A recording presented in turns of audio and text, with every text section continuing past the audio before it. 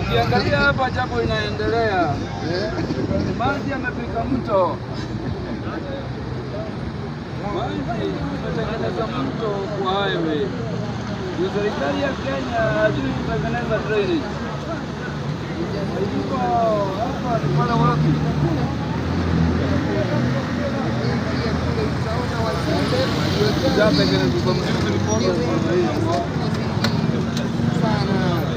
Jamu iko kule na wanaozuia ni hao wazembe walio hapa.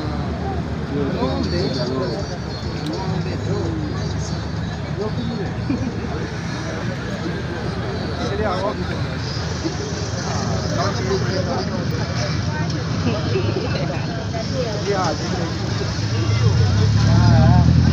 Yes, we will.